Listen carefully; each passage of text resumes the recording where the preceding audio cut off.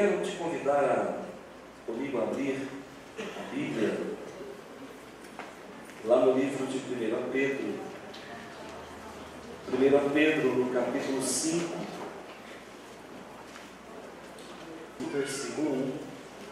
Nós agradecemos ao irmão Éder, à irmã Normalina, ao irmão Lucas, à irmã Daniela e a todos os irmãos que estão aqui conosco, que vieram para festejarmos juntos e dizer que vocês estão convidados, convocados e conclamados a retornarem para estar conosco logo que vocês se sentirem à vontade para voltar.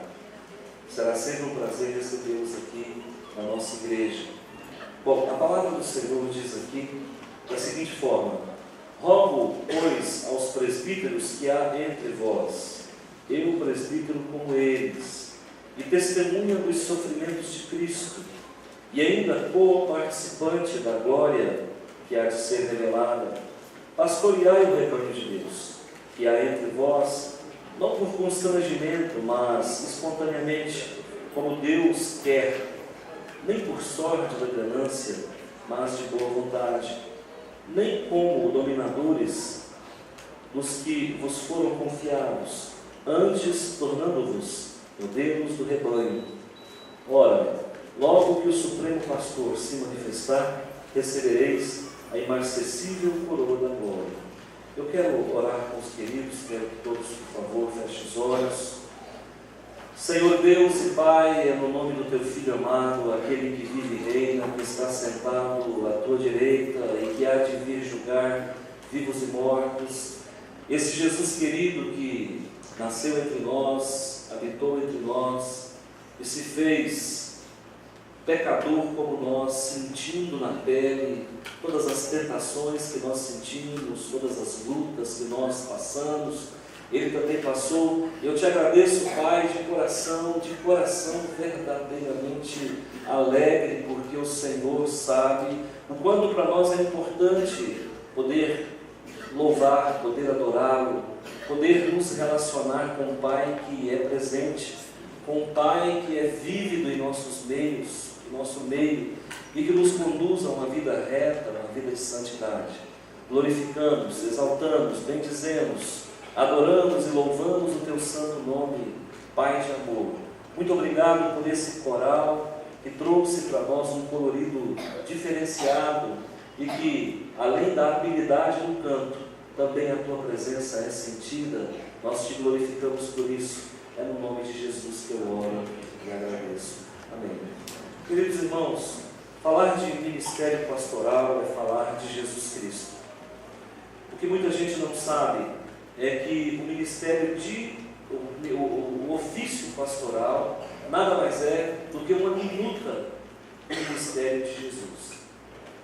O pastor é, na ordem do dia, aquele que dá continuidade ao ministério do Senhor Jesus. Às vezes amado, às vezes questionado e às vezes até desprezado. Mas não existe caminhada sem ardor, não existe luta sem suor, não é isso? Então nós sabemos que a nossa participação como dispenseiros de Cristo, nós que somos aqueles que pregam a palavra, os atalaias, aqueles que se colocam nas torres de vigia para anunciar todos os dias o Evangelho, eu digo para vocês, nada é mais gratificante do que fazer a vontade do Senhor. Eu acredito que não tenha um pastor que não seja tentado a abandonar o ministério. Mas olha, quando a gente tem convicção de que foi chamado, quando nós temos a convicção de que estamos no centro da vontade do Senhor, quando nós nos inteiramos de que a obra é grandiosa e que nós somos uma engrenagem dessa grandiosa obra e que, por amor a Cristo, vale a pena continuar.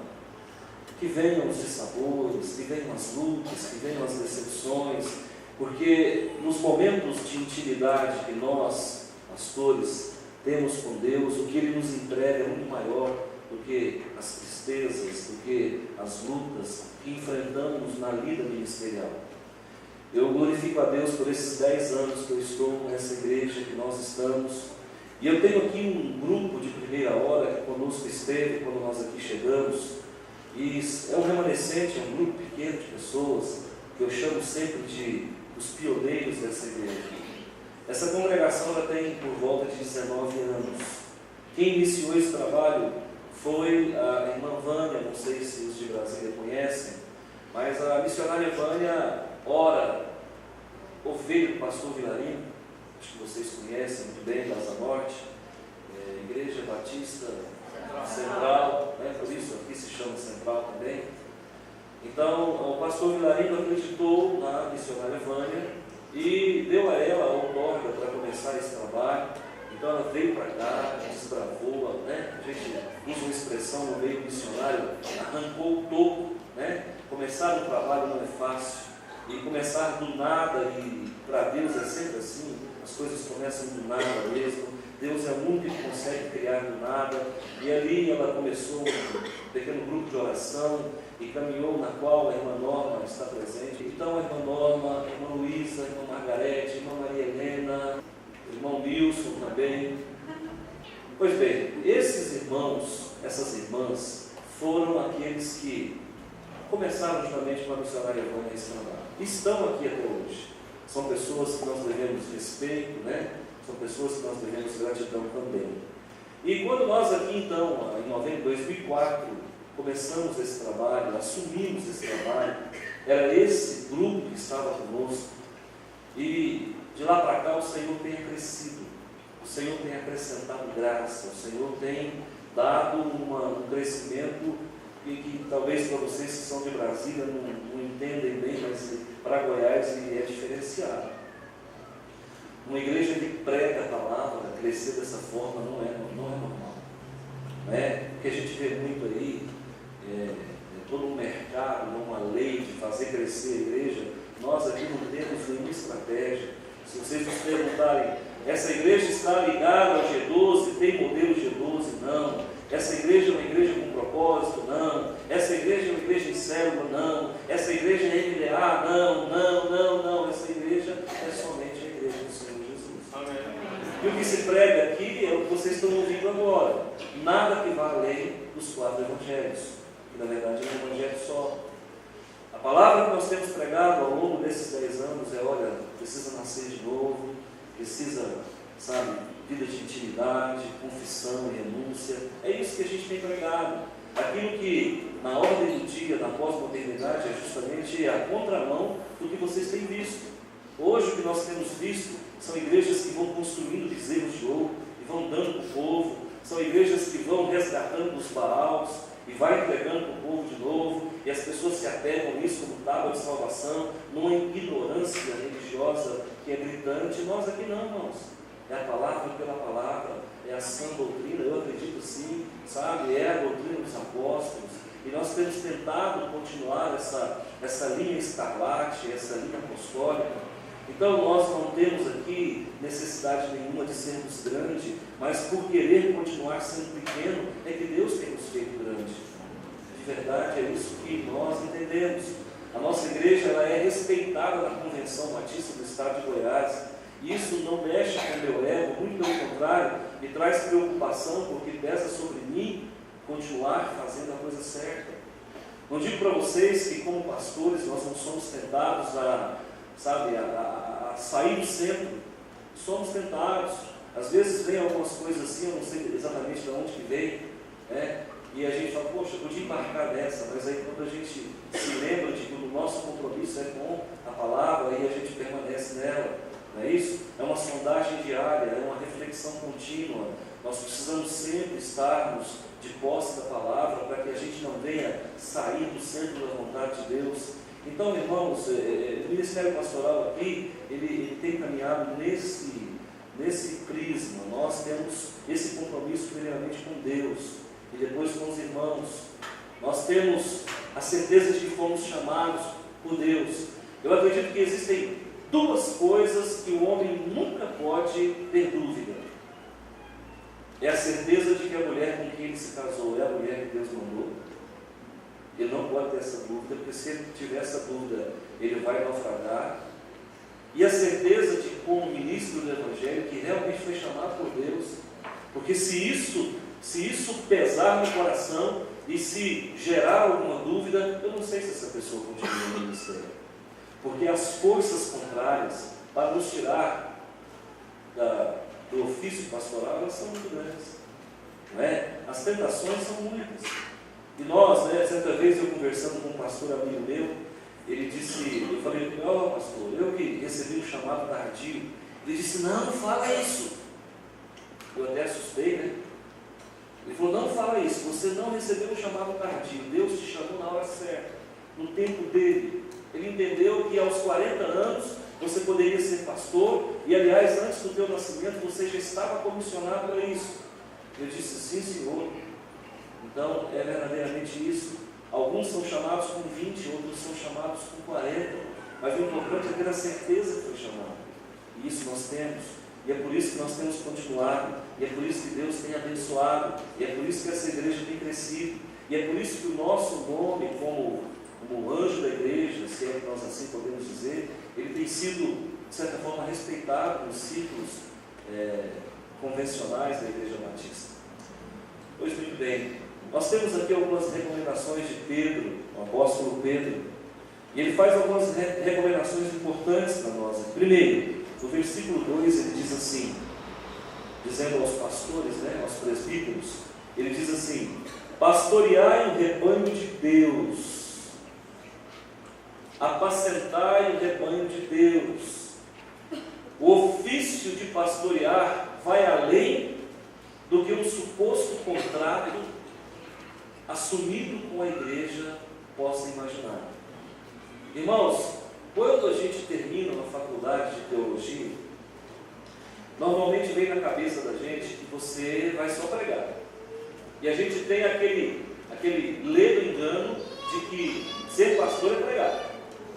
E aí você sonha com um sermão de Jonatas Eduardes, os pecadores na mão de um Deus irado, e você sonha com aquilo, e você vai realmente entrar para a história, e aí você descobre que ser pastor é muito mais do que pregar. Ser pastor é viver o que prega. Ser pastor é continuar pastor. Ser pastor é não descarrilhar. Ser pastor, irmãos, é aprender a apanhar e não perder o foco. Ser pastor é ser resiliente, ser pastor é ser temente, ser pastor é ser equilibrado, ser pastor é ser uma pessoa pronta para ouvir. Ser pastor é lidar com um problema 24 horas. Igreja dorme bem e amanhece com problema. Eu nunca vi tanta facilidade para gerar dificuldade e problema. Então, é a arte de lidar com problemas. Isso é o ofício pastoral. E o pastor não é aquele que sempre vai abraçar e tapinha nos ombros. Às vezes o pastor vai ter que dar tapinha nas nádegas também. O pastor também vai ter que chamar para olhar olho no olho. O pastor também vai ter que, de vez em quando, falar algumas coisas duras. Então, pastorear, irmãos, é isso aí. Pastorear é muito mais do que pregar, pastorear é viver o que prega, enfim, é tudo isso que eu acabei de falar. Agora, eu quero dizer que Pedro não fica só nisso, ele vai além. Não por constrangimento. O que nos leva a apacentar, o que nos leva a pregar, irmãos, não pode ser nada que não seja a vontade de Deus. Eu não estou aqui por salário, eu não estou constrangido pelo salário. Não posso estar constrangido pelo salário. Eu não posso estar, pastor, constrangido por uma síndrome de Lúcifer. Eu quero ser grande, eu quero ser isso, eu quero ser aquilo. O meu nome tem que estar nas páginas, na porta da igreja, negativo. É contraproducente essa mídia que às vezes projeta o pastor, e eu digo, pastor, às vezes tem que ficar mais no anonimato. Quantas vezes você encontra Jesus se escondendo? Quantas vezes você encontra Jesus curando e dizendo, não diga nada a ninguém? E hoje o que nós encontramos nessa pós-modernidade é uma necessidade da exaltação do eu. Olha que Deus me livre disso. Eu não posso pregar, eu não posso ser pastor por conta de aguardar de Deus alguma coisa, aguardar do povo alguma coisa nesse sentido. Esse louvor que vocês estão fazendo, vocês vão encontrá-lo na mídia. E lá no canal, onde vocês encontrarem, vocês vão acessar depois esse louvor que vocês estão fazendo, essa cantata, você também vai encontrar algumas pregações minhas, mas é importante que você saiba, eu nunca coloquei nenhuma no YouTube. Também nunca pedi para ninguém colocar. Um irmão que veio para cá, o irmão Enéas, que está ali, ele encontrou o seu nicho dentro da igreja. E aí começou a amar esse ofício, e eu simplesmente dei para ele ferramentas para que ele continue. Então, irmão, se a pregação, se o louvor, seja lá o que for, vai para a mídia, glória a Deus. Se não vai, glória a Deus da mesma forma. Nós não temos que estar constrangidos e coagidos e impulsionados e motivados por situações que são periféricas na vida do crente. Uma outra coisa que Paulo fala também, que nós não podemos ser pastor por sorte da ganância. Meu Deus, eu às vezes me sinto envergonhado de dizer que sou crente. E quando eu tenho que dizer que sou pastor, eu treino as bases. Porque vai vir risada, vai vir chacota, vai vir humilhação, vai vir, constrangimento. Porque hoje pastor é símbolo de ganância. O título pastoral hoje ele está achincalhado, ele está, bagunçado, banalizado, por conta de pessoas que estão na mídia e que querem ficar ricas a qualquer custo. Nem para isso tenho que usar o nome de Deus, apartai-vos de mim, porque eu não vos conheço. Certa vez um pastor meu falou para mim assim, queridos irmãos, na faculdade de teologia, ele era meu pastor de teologia sistemática, pastor Vanderlei Fraga, ele disse assim, meus irmãos, falou para nós alunos, certa feita, eu estava numa oração, e eu falava com Deus, Senhor, o Senhor sabe, Pai, que eu te amo, o Senhor sabe que tudo que eu faço, meu Deus, é com a tua permissão, com o teu aval. Aí depois que ele declinou aquela oração longa, farisaica, na presença do Senhor, Deus então disse para ele, na verdade, você não me ama, você me usa. E eu às vezes falo, Senhor meu Deus, não deixa que eu caia nessa fala comum, descrédito diante do Senhor, de pensar que eu possa usar Deus em algum momento.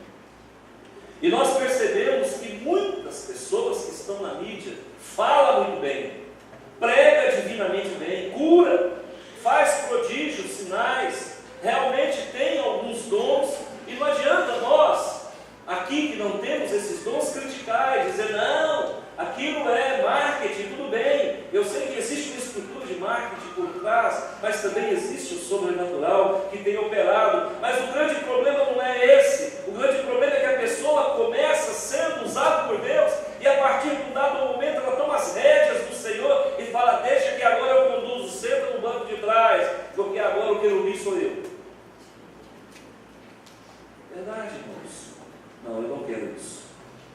Se eu fui chamado para ser pastor, para usar o nome de Deus, então eu fecho a Bíblia, vou voltar para a sala de aula, eu sou professor de carreira, eu não estou aqui porque não tinha o que fazer, eu estou aqui porque Deus me chamou.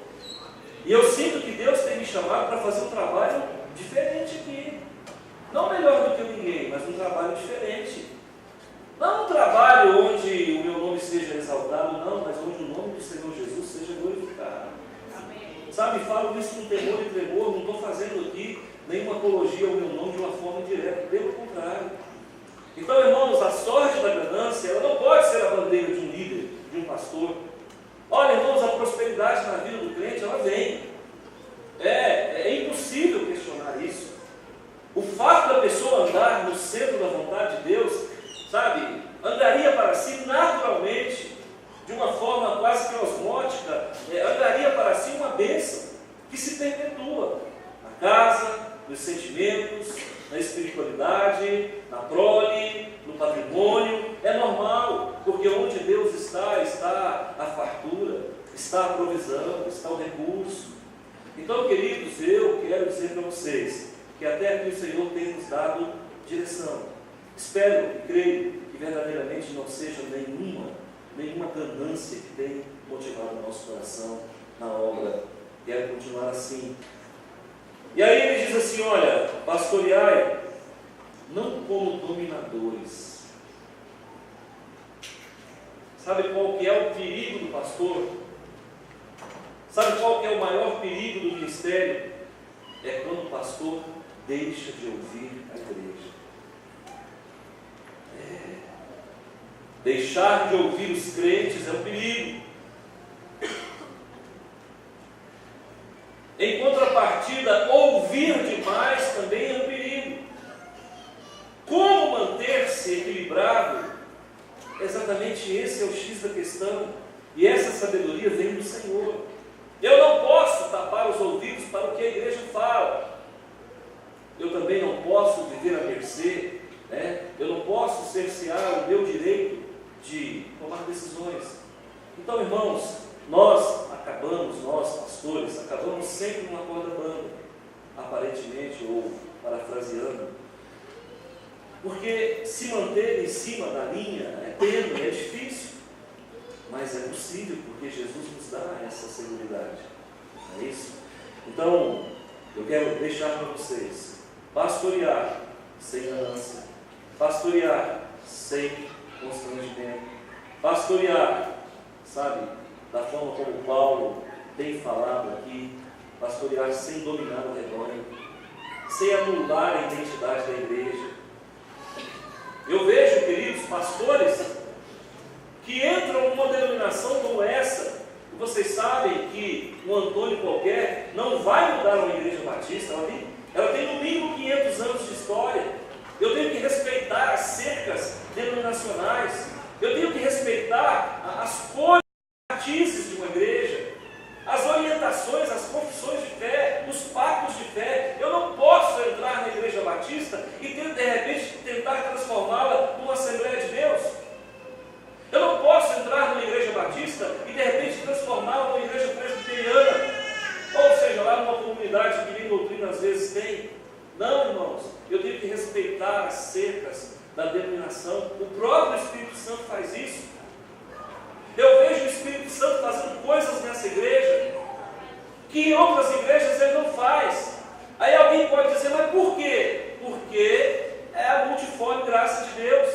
E aqui nós temos uma abertura maior para os dons. Então, por conta disso, Deus pode operar melhor. Ou seja, pelo menos mais diversificadamente.